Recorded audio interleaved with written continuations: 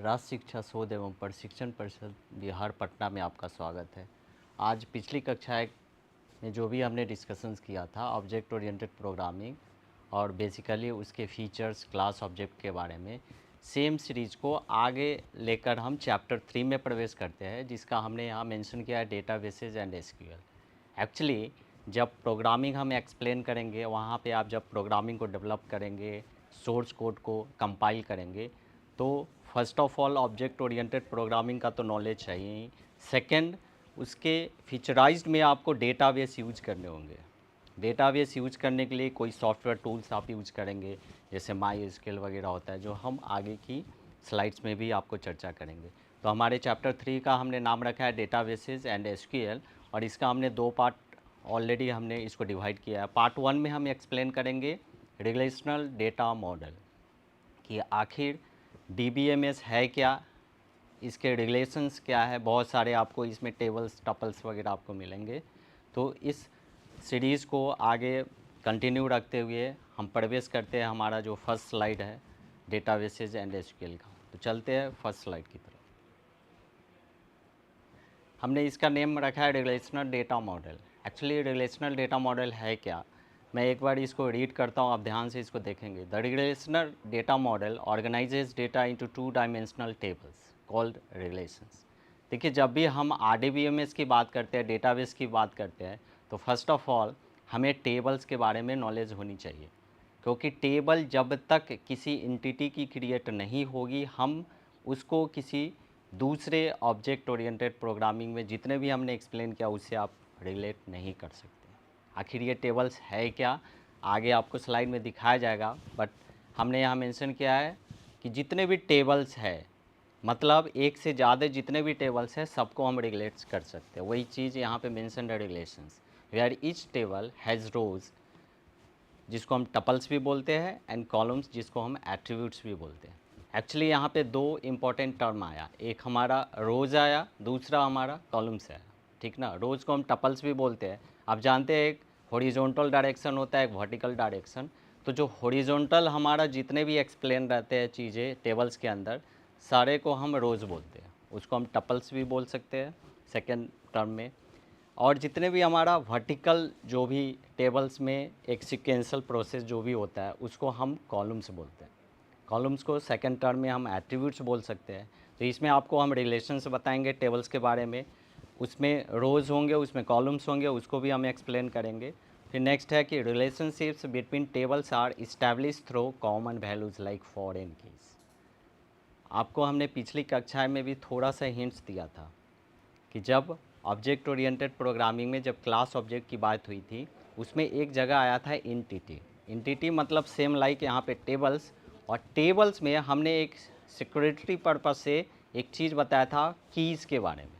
Keys mainly हम यहाँ follow करेंगे 2 कीज़ को, लेकिन 2 के अलावे भी कीज़ होते हैं, जो आपको नेक्स्ट जो भी हमारा क्लासेस होगा उसमें 1 बाय 1 करके हम एक्सप्लेन करेंगे। यहाँ पे हमने मेंशन किया, एक छोटा सा एग्जांपल लिया लाइक फॉरेन कीज़, ठीक ना। तो प्राइमरी कीज़ और फॉरेन कीज़ मतलब मान लीजिए कल हमने एक्सप्लेन आपको किया था पिछली कक्षा में कि जब लेट्स सपोज स्कूल का जो भी हमारा शिक्षा कोश पोर्टल हम लोग यूज करते हैं, स्कूल में जो भी हमारे प्रिंसिपल HM होते हैं अपने एक्सेस के द्वारा यूज करते हैं, आपका सारा डिटेल्स उसमें एक डेटाबेस के रूप में निर्धारित रहता है।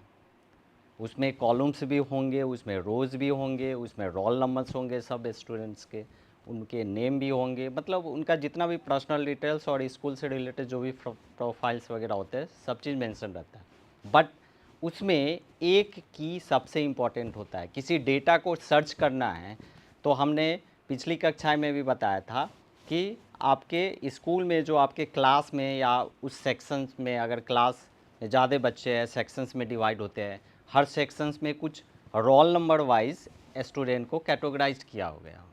तो सेम रोल नंबर का 2 स्टूडेंट नहीं हो सकता है।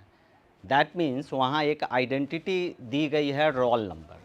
तो एक टेबल में अगर एक से ज़्यादा, अगर वहाँ पे हमें टपल्स है, कॉलम्स है, एक रोल नंबर का हमने कॉलम बनाया, एक हमने स्टूडेंट नेम का कॉलम बनाया, एक स्टूडेंट फादर्स नेम का कॉलम बनाया, एक स्टूडेंट मदर्स नेम का, इस तरह से बहुत सारे कॉलम्स हम डिज़ाइन कर सकते हैं, मॉडल डिज़ाइन कर सकते हैं। But due to security purpose, due to identity हमें एक को कोई की निर्धारित करना होगा। तो हम रोल नंबर को ही की निर्धारित करेंगे, क्योंकि रोल नंबर जो होता है वो आइडेंटिकली एक स्टूडेंट का इंडिविजुअली एक ही हो सकता है। तो और यहाँ पे हमने फॉरेन की, कभी कभी क्या होता है एक से ज़्यादा हम टेबल यूज़ करते हैं तो सेम रोल नंबर, मतलब अगर कोई डिपार्टमेंट है, हो सकता है एक पर्सन एक से ज़्यादा डिपार्टमेंट में वर्क करता हो, पॉसिबल है। तो सेम नेम का अगर पर्सन एक से ज़्यादा डिपार्टमेंट में वर्क कर रहा है तो दो जगह उसकी आइडेंटिटी। लेकिन हमने तो बताया था कि किसी एक ही की को, एक ही स्टूडेंट का या एक ही पर्सन को एक ही हम प्राइमरी की द्वारा निर्धारित कर सकते हैं। बट जब सेम पर्सन सेम स्टूडेंट एक से ज़्यादा अगर उसके क्लासेस ऑर्गेनाइज हो रहा है या फिर एक से ज़्यादा अगर डिपार्टमेंट में अगर सेम पर्सन काम कर रहा है तो सेम प्राइमरी की को दूसरे जगह हम फॉरेन की में उसको कैटेगराइज करते हैं। तो फॉरेन की कुछ अलग नहीं है, एक प्राइमरी की का ही पार्ट है।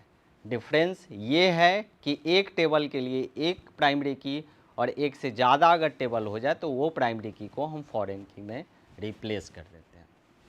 इसको और डिटेल्स में हम नेक्स्ट स्लाइड में देखते हैं। तो आइए देखते हैं इस स्लाइड को, जो हमारा नेक्स्ट स्लाइड है।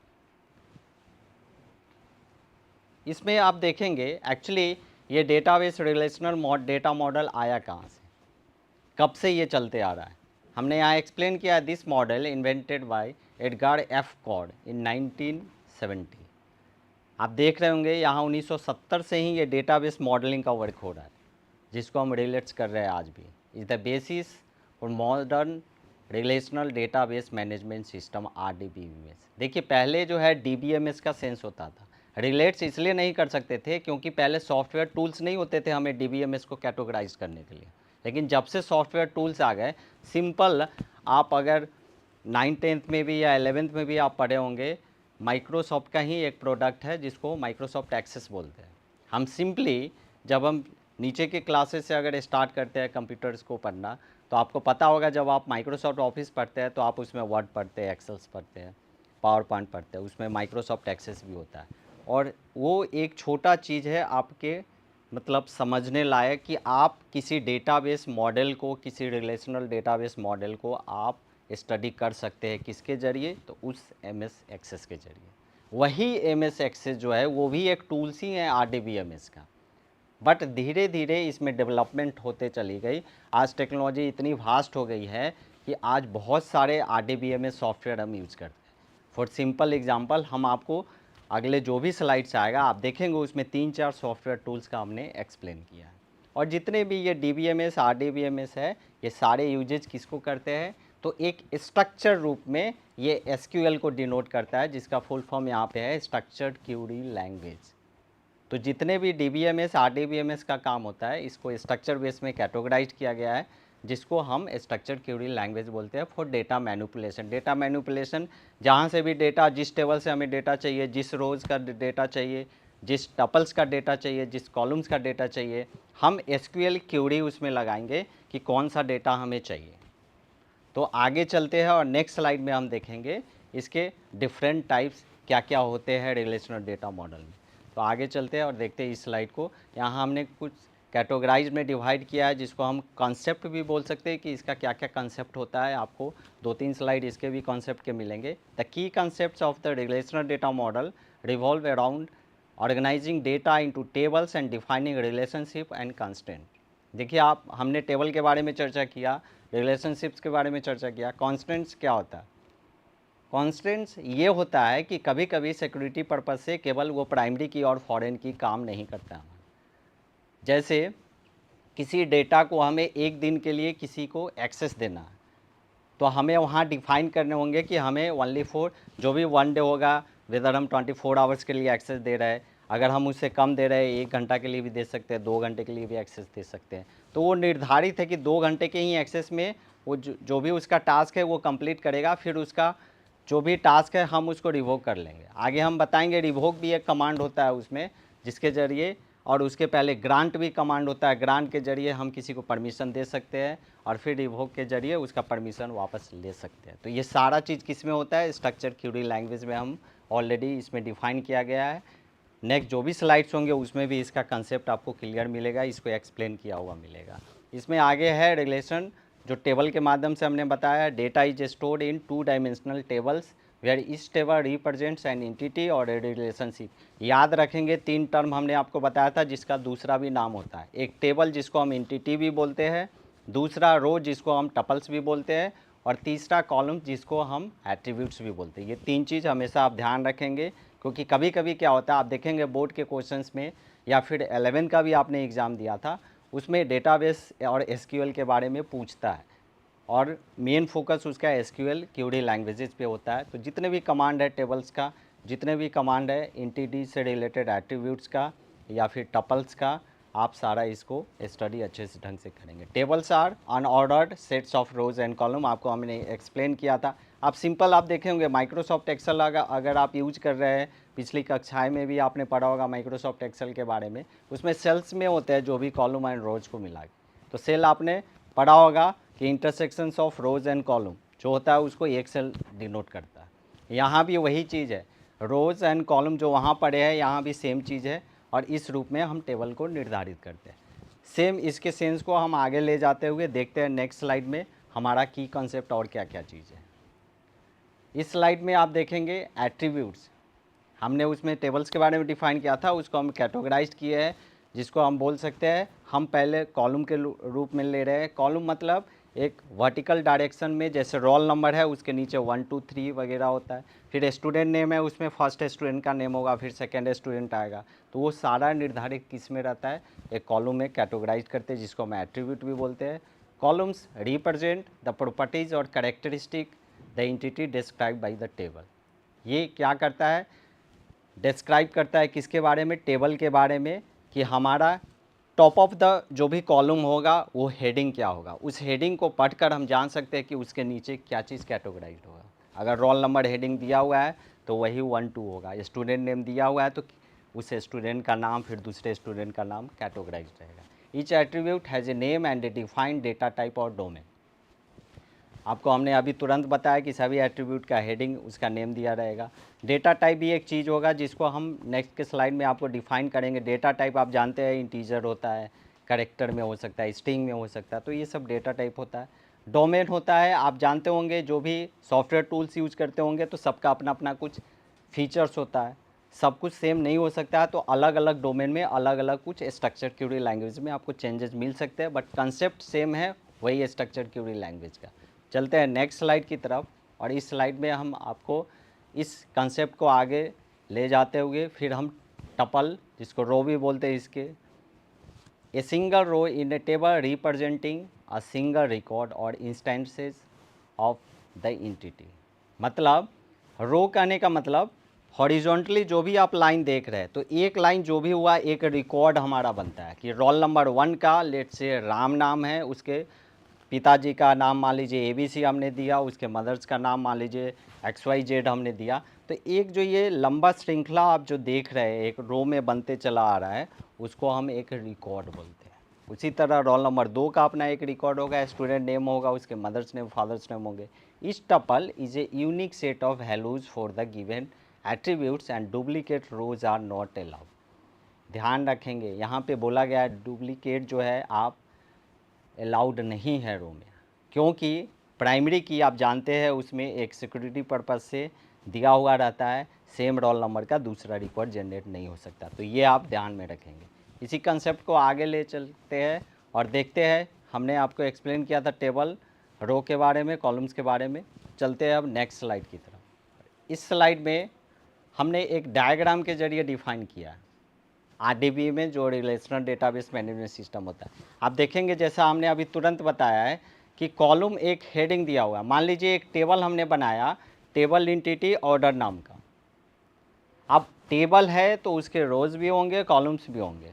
कॉलम्स को आप जानते हैं एट्रीब्यूट्स के रूप में भी बोलते हैं, और रोज को टपल्स के भी रूप में बोलते हैं। और एक जो पूरा कॉलम होगा, कॉलम में जो नीचे आप रो देख रहे हैं, एक जो पूरा यहाँ पे हमारा रोज जो होगा वो हमारा एक रिकॉर्ड जनरेट होगा। आप देखेंगे जैसे ऑर्डर नंबर 1, हम चाहे तो इसको अगर जब स्ट्रक्चर क्यूरी लैंग्वेज में इसको प्राइमरी की मान सकते हैं। क्यों प्राइमरी की मानेंगे इस ऑर्डर नंबर को, क्योंकि सेम ऑर्डर नंबर का दूसरा कोई प्रोडक्ट नहीं हो सकता है अलग अलग। आप देखेंगे ऑर्डर नंबर 1 है, उसके नीचे 2 है, उसके नीचे 3 है, ठीक। और 1 2 3 का अपना ऑर्डर डेट वहाँ पे ऑलरेडी दिया हुआ है। फिर कस्टमर का कुछ आईडी होगा। देखिए एक चीज़ और है, यहाँ कस्टमर आईडी भी है। हो सकता है कि डिफरेंट ऑर्डर को एक ही कस्टमर यूज कर सकता है, तो कस्टमर आईडी को यहाँ प्राइमरी की नहीं मान सकते हैं। कभी कभी ये भी कन्फ्यूज़न होती है कि बहुत सारे आईडीज़ वगैरह आपको मिलेंगे, आपको वहाँ पे कन्फ्यूज़न क्रिएट होगी कि किसको हम प्राइमरी की माने। तो प्राइमरी की उसी को आप मान सकते हैं जो आइडेंटिकल हो। यहाँ पे कस्टमर आईडी को नहीं मान सकते हैं, यहाँ पे हमें ऑर्डर नंबर ही लेना होगा। फिर उसका प्रोडक्ट का आईडी और स्टेटस है, डिलीवर्ड है क्या। तो आप देख रहे हैं रोज़ में जो भी डेटा है हमने एक वहाँ पे मेंशन किया है, और कॉलम्स में जो भी डेटा है उसको मेंशन किया। तो इस तरह से एक टेबल एंटिटी का डिज़ाइन होता है। टेबल है क्या, तो टेबल जो है फॉर्मेशन होता है किसके जरिए, कॉलम्स एंड रोज़ के जरिए। तो ये डायग्राम है, ये हमारा रहा टेबल, रोज़ एंड टपल्स और एट्रीब्यूट जो कॉलम्स का है वो सारा मिला के एक हमारा डायग्राम बना। फिर चलते हैं नेक्स्ट स्लाइड की तरफ।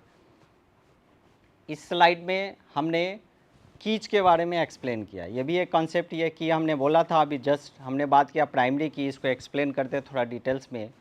एन एट्रीब्यूट और minimal set of attributes that uniquely identify. देखिए एक ही वर्ड अगर आप समझ रहे हैं तो प्राइमरी की आप समझ गए क्या, तो यूनिकली आइडेंटिफाई, जो किसी भी चीज़ को यूनिक आइडेंटिफाइड करेगा, इंडिविजुअली अगर आइडेंटिफाई करे, वही हमारा प्राइमरी की होगा। प्राइमरी की किस में मानेंगे, तो each row in a table and can not contain null values. एक चीज़ और है, यहाँ पे नल दिया गया, कहेंगे नल जो है हमने ये कैपिटल में डिफाइन किया है। नल एक ऑलरेडी हमारा डेटा टाइप्स में वैल्यू होता है नल। अगर किसी डेटा टाइप को आप नल दे देंगे, वहाँ उस स्थान को वॉइड भी छोड़ देंगे, खाली भी छोड़ देंगे, तो वो ले लेगा, टेबल में एक्सेप्ट कर लेगा। लेकिन आप नल नहीं लिखते हैं और तब खाली छोड़ते हैं, फिर आपको एरर आएगा उसमें। तो याद रखेंगे जहाँ प्राइमरी की होगा, ऐसा संभव नहीं है, जैसे हमने पिछली स्लाइड में भी बताया था, उसके पहले वाले में भी स्लाइड में बताया था कि क्लास में अगर सेक्शन है, सेक्शन में स्टूडेंट है, रोल नंबर 1 में कुछ स्टूडेंट होंगे, रोल नंबर 2 में भी होंगे। ऐसा नहीं है कि रोल नंबर 2 के बाद रोल नंबर 3 लिख रहे हैं और उसमें स्टूडेंट ही नहीं है। तो याद रखिएगा जब भी प्राइमरी की हम डिफाइन करेंगे तो कोई भी वैल्यू जो है वो नल नहीं होनी चाहिए, डेटा टाइप नल हम नहीं लिख सकते हैं प्राइमरी की के लिए। चलते हैं नेक्स्ट की तरफ, और नेक्स्ट स्लाइड में हम आपको दूसरे की के बारे में बताएंगे जो यहाँ पे हमने मेंशन किया, फॉरेन की। आपको हमने बताया था प्राइमरी की एक टेबल के लिए यूज कर रहे हैं, अगर वही की दूसरे टेबल में हम यूज कर रहे हैं तो वो हमारा फॉरेन की के सेंस में जाएगा। N attribute in one table that references the primary की ऑफ अनदर टेबल। सेम चीज़, अगर कोई एट्रीब्यूट अगर रेफरेंस करता है, अगर उस एट्रीब्यूट प्राइमरी की ऑलरेडी टेबल 1 में था, तो जो दूसरा टेबल लेंगे उसमें हम उसको प्राइमरी की ना मान के उसको क्या मानेंगे, फॉरेन की मानेंगे। Linking the two relations and enforcing referential integrity. Already यहाँ पे जब एक से ज़्यादा टेबल होंगे ऑटोमेटिकली वहाँ पे रिलेशंस हम अगर दर्शा रहे हैं, तो एक जो टेबल होगा उसके लिए प्राइमरी की, और वो अगर सेकेंड टेबल में ले रहे हैं तो फॉरेन की। तो ये हमारा प्राइमरी की और फॉरेन की का कंसेप्ट रहा। चलते हैं नेक्स्ट स्लाइड की तरफ। इस स्लाइड में हम जो हमने की आपको बताया अभी प्राइमरी की और फॉरेन की, इसको हम एक डायग्राम लेते हैं, आपको और भी बेटर में समझ में आएगा। अब देखिए यहाँ पे हमने दो टेबल को लिया और काफ़ी अच्छा से एक्सप्लेन किया गया। अगर आप डेफिनीशन भी माइंड में नहीं रहे, अगर एग्ज़ाम में पूछा जाता है, चूँकि एसक्यूएल के आधार पे आपको 20 से 25% क्वेश्चन रहते हैं, इधर 11 या 12 में भी आपको मिलेंगे। तो यहाँ पे हमने डिफाइन किया, दो टेबल को हमने लिया, एक स्टूडेंट डिटेल्स हमारा एक टेबल है, एक स्टूडेंट मार्क्स है। आप देखेंगे स्टूडेंट डिटेल्स में हम आईडी लिखें, मान लीजिए स्कूल में स्टूडेंट डिटेल्स लिख रहे हैं, उसका मान लीजिए बोर्ड में रजिस्टर्ड है, उसका रजिस्ट्रेशन नंबर होगा, कुछ रोल नंबर हो सकता है, तो हमने उसको एक आईडी मान लिया। उस आईडी से रिलेटेड नेम है, जैसे फर्स्ट आप देखेंगे रोज़ में हमने टॉम लिया है और कोर्स उसका जावा हमने लिया। अब देखेंगे आखिर वो रजिस्ट्रेशन नंबर या रोल नंबर से तो सेम ही पर्सन होगा ना, एक ही पर्सन होगा ना वहाँ पे, इसलिए उस आईडी को हमने प्राइमरी की माना है। सेकेंड जो हमारा टेबल देख रहे हैं उसमें हमने स्टूडेंट मार्क्स का एक दूसरा टेबल बनाया। अब देखिए इसमें क्या है, देखिए यही एसक्यूएल होता है, यही ऑब्जेक्ट ओरिएंटेड प्रोग्रामिंग होता है कि एक चीज़ को बार बार रिपीट नहीं करते हैं और सेम फीचर हम दूसरे में ले लेते हैं। आप देखेंगे सेकेंड टेबल जो हमने बनाया उसमें नेम और कोर्स को हमने गायब कर दिया, केवल हमने मार्क्स लिख दिया। अब कहिएगा कि उस आईडी जो हमारा स्टूडेंट मार्क्स है उसमें आईडी तो लिखा हुआ है, बट किस स्टूडेंट का कितना मार्क्स है, स्टूडेंट नेम तो दिया ही नहीं हुआ है, तो फिर केवल मार्क्स लिख के हम कैसे बता पाएंगे कि कौन सा स्टूडेंट का मार्क्स है। तो ये होता है मेन प्रोग्रामिंग कंसेप्ट, ये होता है मेन एसक्यूएल कंसेप्ट कि उसको हम रीयूज़ किए किसके द्वारा, आईडी के द्वारा। मतलब उस आईडी से एक ही पर्सन है, दैट मीन्स एक ही स्टूडेंट होगा और उसका वो मार्क्स है। जैसे हमने 65 दिया 2041 का, तो 2041 एक आईडी ऑलरेडी पहले टेबल में है, तो हम केवल आईडी को वहाँ से लिए और यहाँ पे केवल हमने मार्क्स को डिनोट कर दिया। उसी तरह हमने सेकंड आईडी को यूज किया जिसका मार्क्स 55 है, उसी तरह तीसरे को 73 और चौथे को हमने 62 दिया। तो याद रखेंगे ये कोड रीयूजेबिलिटी है, ये एसक्यूएल का कंसेप्ट है कि पहले में प्राइमरी की को हम दूसरे में हम यूज कर लिए, मार्क्स लिख दिए। अब चूँकि आईडी 2 बार आ रहा है, एक तो हमारा पहले भी टेबल में, एक हमारा दूसरे भी टेबल में है, तो पहले में तो ऑलरेडी प्राइमरी की था, सेकेंड में हम उसको माने क्या चीज़, तो फॉरेन की। तो ये कंसेप्ट है आपका प्राइमरी की, फॉरेन की का। चलते हैं नेक्स्ट स्लाइड की तरफ और की से हटकर हम देखते हैं। अब देखिए इसमें आप ऑलरेडी मैथमेटिक्स में आप पढ़े होंगे अलजेब्रा के बारे में, आप उसमें सेट थ्योरी भी पढ़े होंगे, क्लास 9, 10th, 11th में होते हैं, 12 में भी उसका कंसेप्ट आपको मिलेगा। एक्चुअली उसी का एक छोटा पार्ट एसक्यूएल में भी लिया गया है जिसको हम रिलेशनल अलजेब्रा बोलते हैं। और इसमें रिलेशनल अलजेब्रा में यहाँ पे हमने 6 लिया है, आप चलेंगे आगे जब हम पढ़ाएंगे तो आपको मिलेंगे कुछ इसका एडवांस भी वर्जन है, उसमें 2-3 आपको अलग भी टाइप आपको मिल सकते हैं। तो अभी के लिए एक हमारा प्रोजेक्ट है, दूसरा हमने सेलेक्ट लिया, तीसरा यूनियन लिया, चौथा हमने कार्टेशियन प्रोडक्ट लिया, पाँचवा हम सेट डिफरेंस लेते हैं और रीनेम। थोड़ा थोड़ा इसको हम देख लेते हैं। प्रोजेक्ट जानते हैं, किसी एक टेबल को अगर डेटा को हम दूसरे में अगर प्रोजेक्ट कर रहे हैं, मतलब रीयूज कर रहे हैं, वो प्रोजेक्शन का हमारा सेंस जाता है। एक एक करके हम आगे भी इसको एक्सप्लेन करेंगे। सेलेक्ट आप जानते हैं, सेलेक्ट करने का मतलब आपसे कहा जाए कि वही स्टूडेंट, एक टेबल बहुत सारा दिया हुआ है, लेट्स से 100 स्टूडेंट का एक टेबल है, कहा जाए वैसे स्टूडेंट को आप सेलेक्ट कीजिए जिसका नंबर जो है, मार्क जो है 50 नंबर से एबव है। अब आपके पास कंडीशन है, टेबल में आपके पास कितने डेटा, तो 100 डेटा, 100 डेटा, आपको चाहिए कितने, जिसका मार्क्स 50 से ज़्यादा है।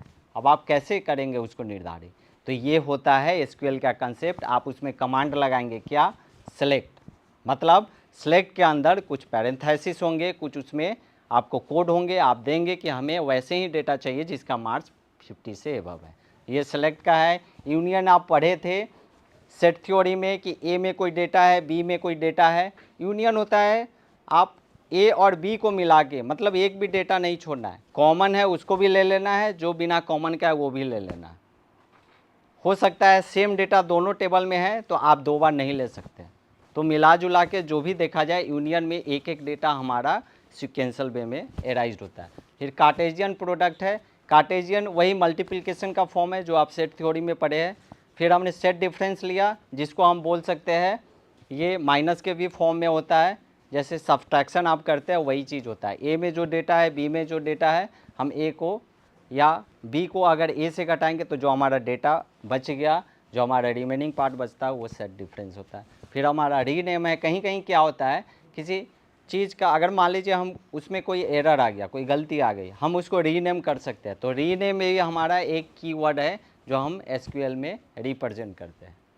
फिर चलते हैं नेक्स्ट स्लाइड की तरफ। इसमें आपको एक एक करके जितने भी यहाँ पे हमने 6 एक्सप्लेन किया है, सबको एक एक तरह के वहाँ पे आपको कैटेगराइज वे में आपको मिलेगा। तो देखते हैं नेक्स्ट स्लाइड। इस स्लाइड में हमने दिया है code operations in relational algebra. आप देखे थे अभी पिछले ही स्लाइड में हमने एक्सप्लेन किया था सिलेक्शन के बारे में, प्रोजेक्शन के बारे में। Selection filter rows tuples from a table that specify a specific condition. देखिए अगर कंडीशन एक यहाँ पे टर्म लिया गया, अगर ये कंसेप्ट क्लियर है कंडीशन, तो आपका सिलेक्शंस का आप सारा कंसेप्ट क्लियर है। जैसे अभी हमने एक्सप्लेन किया था 100 डेटा में आपको चाहिए किसका, जिसका मार्क्स एबव 50, तो एक कंडीशन हो गया कि मार्क्स ग्रेटर देन 50 या इक्वल टू या ग्रेटर देन 50। तो 50 से एबव जितना भी मार्क्स रहेगा वो आपको एक टेबल में ऑर्गेनाइज हो जाएगा, वही सिलेक्शन होता है। Projection selects specifies column attributes from a table and automatically removes duplicate row. देखिए डुप्लीकेशन कभी भी एसक्यूएल अलाउज नहीं करता है, इसलिए डिफरेंट टाइप का कीज दिया गया है, प्राइमरी की दिया गया है, फॉरेन की। तो प्रोजेक्शन वही होता है टेबल ए में जो डेटा है, टेबल बी में जो डेटा है, अगर ए को प्रोजेक्ट कर रहे हैं और बी को भी प्रोजेक्ट कर रहे हैं और कोई टेबल सी बना रहे हैं, तो दोनों को मिला के जो तीसरा टेबल बनेगा उसमें डुप्लीकेशन नहीं होनी चाहिए, रिपीटेशन नहीं होना चाहिए। तो रिपीटेशन को दूर करने के लिए ये हमारा प्रोजेक्शन टर्म है। चलते हैं नेक्स्ट स्लाइड की तरफ, उसमें भी कुछ आपको कोड ऑपरेशंस मिलेंगे अलग टर्म के। यहाँ पे यूनियन है, यूनियन हमने एक्सप्लेन किया था, सेम लाइक सेट थ्योरी, मतलब combines all unique rows from two compatible tables, same number of attributes and compatible domains. देखिए यहाँ पे फिर आया एट्रीब्यूट्स का नाम, और पहले हमने दिया टेबल, टेबल है तो रोज़ भी है और एट्रीब्यूट्स भी है, टपल्स भी है, एक रिकॉर्ड बनता है। जब भी रिकॉर्ड बनता है तो रिकॉर्ड में डुप्लीकेसी नहीं होने के लिए यूनियन मतलब ए और बी का दोनों का डेटा जब इक्वलाइज करेंगे तो जो भी डेटा हमारे पास बचेगा वो यूनियन के फॉर्म में बनेगा। यूनियन भी एक की होता है, जब आप सेलेक्ट मेथड पढ़ेंगे, एसक्यूएल में क्यूरी रन कराएंगे तो आपको पता चलेगा कि जब दो टेबल आप ले रहे हैं तो यूनियन का काम वहाँ पे किया जा सकता है। चलते हैं नेक्स्ट स्लाइड की तरफ, और इस स्लाइड में हमने दिया है वही चीज़ है कोड ऑपरेशंस के बारे में, लेकिन सेट डिफरेंस है। सेट डिफरेंस मतलब सब्ट्रैक्शन का काम हुआ, ए में से बी को हम घटा सकते हैं, जितने भी डेटा बी में है वो ऑटोमेटिकली वहाँ से साइड हो जाएंगे, और ए वाला जितना भी डेटा बच रहा है वो हम सी टेबल हम उसे डिज़ाइन कर सकते हैं। कार्टेशियन प्रोडक्ट, ए को बी से आप गुना कर सकते हैं। मान लीजिए ए का जो पहला रिकॉर्ड है उस रिकॉर्ड में आप देखेंगे जैसे स्टूडेंट का रोल नंबर है, फिर आपका स्टूडेंट नेम है। अगर सेकेंड भी हमने लिया, जैसे एक डायग्राम हमने डिफाइन किया था, उस डायग्राम में स्टूडेंट का डिटेल्स था पहले टेबल में, दूसरे में केवल उसका हमने आईडी यूज़ किया था, मार्क्स यूज किया था, तो एक आईडी से हम उस डेटा को फेच कर सकते हैं। तो कार्टेशियन प्रोडक्ट निकालते जब है तो कार्टेशियन प्रोडक्ट के माध्यम से ही वो हम डेटा आईडी, एक आईडी मतलब प्राइमरी की से ले सकते हैं। कार्टेशियन प्रोडक्ट का आप वहाँ पे इस्तेमाल नहीं करेंगे तो आप स्टूडेंट आईडी को कॉल नहीं कर सकते एज ए प्राइमरी की फॉर्म। तो ये हमारा रहा कार्टेशियन प्रोडक्ट। चलते हैं सेकंड स्लाइड। नेक्स्ट स्लाइड में हम देखेंगे इसी ऑपरेशंस को आगे, जिसमें हमारा रीनेम और एक ज्वाइन एक नया टर्म आया। Rename gives a new name to a resulting relations और इट्स एट्रीब्यूट। रीनेम सेम चीज़ है, ये काफ़ी ईजी है। रीनेम करने का मतलब किसी भी डिटेल्स को आप पुनः दूसरे में चेंज कर सकते हैं, तो रीनेम हमारा एक कीवर्ड है, एसक्यूएल में आप इसको भी यूज कर सकते हैं। ज्वाइन होता है a derived operations that combines data from two or more tables based on a common attributes or condition. अब देखिए कोई दो टेबल है, हम कह रहे हैं कि इस रोल नंबर का कौन सा स्टूडेंट है। एक टेबल में केवल रोल नंबर हमने दिया है, मतलब प्राइमरी की ईयर। सेकेंड टेबल में हमने स्टूडेंट नंबर, स्टूडेंट जितने भी नंबर्स है उसका हमने नेम कैटेगराइज किया है, उसके फादर्स नेम, उसके मदर्स नेम, या और भी कॉलम्स हो सकते हैं। अब टेबल ए का जो केवल स्टूडेंट आईडी है और टेबल बी का जो स्टूडेंट नेम है, जब तक ज्वाइन कीवर्ड इस्तेमाल नहीं करेंगे हम डेटा को स्टूडेंट आईडी से उस स्टूडेंट नेम से टैग नहीं कर सकते। तो ज्वाइंस कुछ नहीं है, एक एडिशन है, मतलब जोड़ना एक डेटा को दूसरे डेटा से, स्टूडेंट आईडी को स्टूडेंट नेम से। चलते हैं नेक्स्ट स्लाइड की तरफ, और इस स्लाइड में हम आपको बताएंगे इंटरसेक्शंस के बारे में। इंटरसेक्शन भी जैसे आपने यूनियन पढ़ा था, सेट थ्योरी जैसे मैथमेटिक्स में यूनियन होता है मतलब कॉमन डेटा, उसी तरह इंटरसेक्शन में होता है जो दोनों में मिल रहा होता है। जैसे फॉर सिंपल मैथमेटिकल ही अगर लैंग्वेज में इसको अगर हम समझे तो ए में 1 2 3 4 हमने नंबर को दे दिया, बी में हमने क्या दिया 4 5 6 7 को दे दिया। अब देखिए ए में भी 4 है और बी में भी 4 है, लेकिन ए में हमने क्या लिया था 1 2 3 4, तो ये 1 2 3 जो है वो बी में 1 2 3 नहीं है, वहाँ हमने 4 5 6 7 लिया है, लेकिन कॉमन क्या है 4।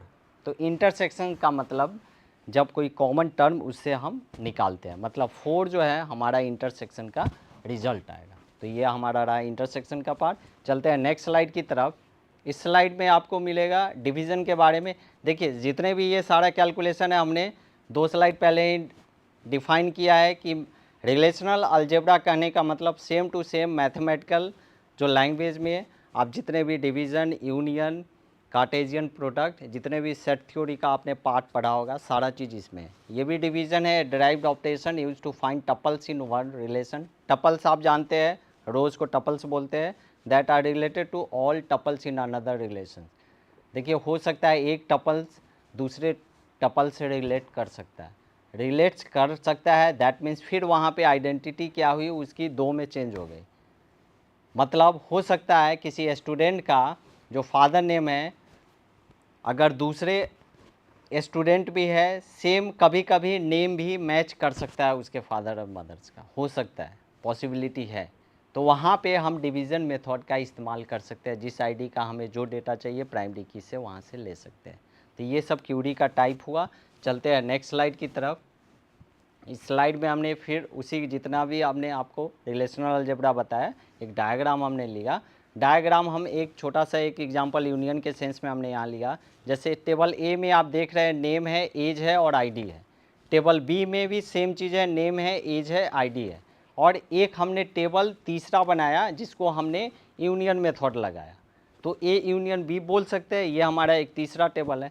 अब ए टेबल में आप देखेंगे कि डेटा हमने लिया जोन्स, ड्रैक और क्रीड का। एज हमने 32, 19 और 21 डिफाइन किया। उसी तरह आईडी है 111, 115 और 124।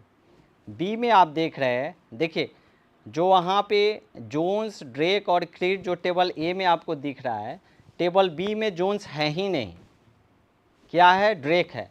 अब देखिए ड्रेक का आईडी ए में क्या है, तो 115 दिया हुआ और एज 19 दिया हुआ। देखिए टेबल बी में भी आपको सेम एज मिल रहा है और सेम आईडी मिल रहा है। उसी तरह आप चलेंगे, टेबल बी में ग्रे है लेकिन पहला टेबल ए है उसमें ग्रे है ही नहीं। मतलब टेबल ए में जो डेटा है हो सकता है टेबल बी में नहीं है, बी में जो है वो ए में नहीं है। लेकिन जब तीसरा हमने बनाया यूनियन, तो आप देख रहे हैं टेबल ए में जितने डेटा है, टेबल बी में जितने भी डेटा है, एक भी नाम टेबल सी जो ए यूनियन बी है उसमें नहीं छूट रहा है। आप कहेंगे कैसे? आप देखिए टेबल ए में जोन्स, ड्रेक और क्रीड है, ए यूनियन बी में भी आपका तीनों नेम आ रहा है, और बी जो हमारा टेबल है उसमें ड्रेक, ग्रे और फ्रोस्ट हमने लिया है, उसका भी नाम आ रहा है। टोटल हमारे पास क्या हुआ, टेबल ए में 3, टेबल बी में 3, मतलब 6 नाम होना चाहिए। लेकिन फिर आपको कन्फ्यूज़न क्या होगा, इसमें 5 नाम है। तो हम आपसे पूछ रहे हैं टेबल ए में एक ऐसा नेम है जो बी में भी है, तो सेम नेम 2 टेबल में आ गया, फिर हम उसको क्यों यूज करेंगे? एक ही हमको आईडी यूज करना है ना, आईडी तो सेम है प्राइमरी की, तो उन दोनों के स्थान पे हमने एक यूज किया। इसलिए ए यूनियन बी में हमारा एक कम हो जा रहा है, मतलब 5 डेटा है। तो ये हमारा डायग्राम रहा। इस क्लासेस में आपने देखा रिलेशनल डेटाबेस मॉडल, इसका पार्ट 2 भी है जो आपको हम अगले क्लास में पढ़ाएंगे। तब तक के लिए धन्यवाद।